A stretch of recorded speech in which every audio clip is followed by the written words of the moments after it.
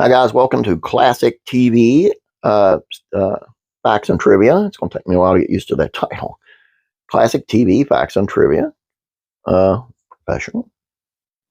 Please subscribe if you haven't yet. Thanks. Today's video is on Mork and Mindy actor Robin Williams. Fascinating guy with our big heart. God rest his soul. Here's some things that you may not know about him. Let's take a look. Williams' breakout role was as a fast-talking alien Mork in Happy Days and later Mork and Mindy. But as hard as it may be to believe, Williams wasn't the first choice for the role. Originally, the part belonged to comedian John Biner until he quit just days before the shoot because he didn't want to play an alien on television series. He was roommates with Batman. While attending the renowned Juilliard School, Williams was roommates with the great Kevin Conroy, best known as later becoming the voice of Batman in Batman the Animated Series. The pair lived in a cheap apartment that Conroy claimed didn't have much privacy. And he was good friends with Superman, too. Also, while at Juilliard, Williams once roomed with another famous actor for playing an iconic superhero, Christopher Reeve. The two became lifelong friends, and after Reeves was paralyzed in a horse-jumping accident, Williams showed up at the hospital room in medical scrubs, speaking in a Russian accent, telling Reeve that he was a proctologist there to perform an examination. Reeve laughed for the first time since the accident and later recounted, "I knew then if I could laugh, I could live." The studio behind The Fisher King was worried that Williams' hair would alienate people. One of Williams' best film performances was as Perry in The Fisher King. The film called for Perry to get totally naked in Central Park. And per director Terry Gilliam, the studio was concerned not because of full frontal nudity, but because they were worried that Williams would lose fans because his nude body had so much hair on it.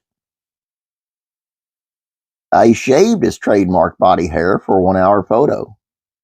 Now, speaking of his woolly coat, in order to achieve the haunted M&M ventriloquist dummy look for his villainous turn in 1-hour photo, he had to shave all his body hair.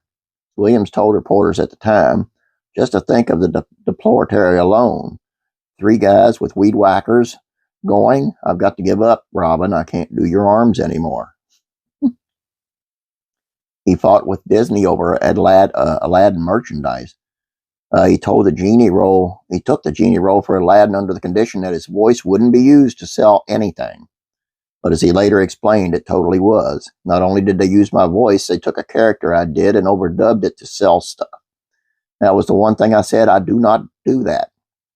That was the one thing where they crossed the line. Disney apologized with the gift of an original Picasso, and Williams eventually returned to the voice of the genie for the straight-to-video sequel, Aladdin and the King of Thieves.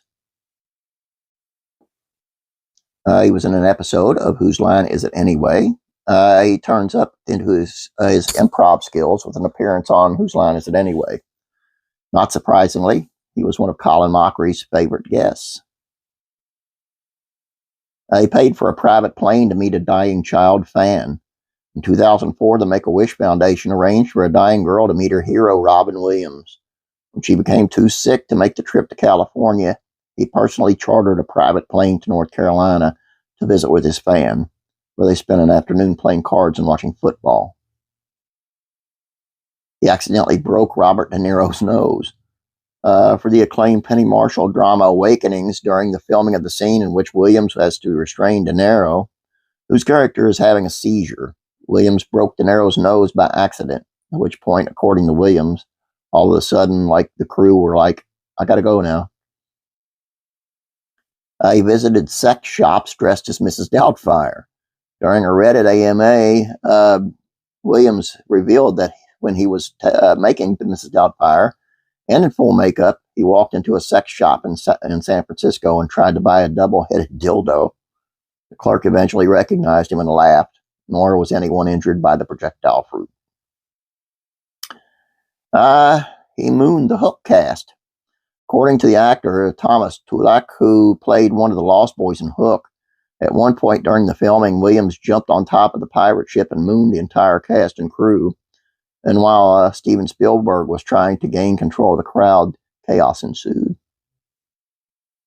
He did an impromptu stand-up show for a public park. While shooting the famous park bench scene with Matt Damon in Good Will Hunting, naturally a lot of passerbyers stopped and took notice. Not because they recognized the guy from that one scene in Chasing Amy, but because of Williams, who, as Minnie Driver recalled, did this amazing impromptu stand-up routine for the randos in the park. He gave an aspiring actor a hernia. When Williams appeared on an episode of the Inside of the Actor's Studio, one audience member was taken away in an ambulance after the show, having developed a hernia from laughing so hard at Williams. He pretty much invented the podcast. As I've mentioned, Williams inadvertently invented the podcast, producing long-form audio interviews for the internet years before the term podcast had even been coined. Last but not least, he made a touching Nintendo commercial. He was such a fan of Nintendo's Legend of Zelda games that he named his daughter after the princess, and the two appeared in a surprisingly touching commercial for Nintendo 3DS Zelda game in 2011. Man was crazy. He had a heart of gold.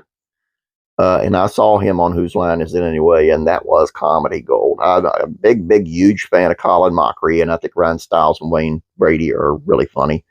But you add in Robin Williams to improv, off the top of your head stuff, comedy gold. Look it up. You'll really appreciate it.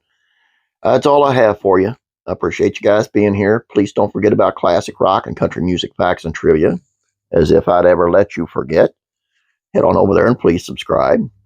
Letting you know, this week I'll probably be starting my mowing business up for the season, so some of these may come in late, and if they do, that's why. Please forgive me. I'll do my best. Have a great day. God bless you, and I'll be praying for you.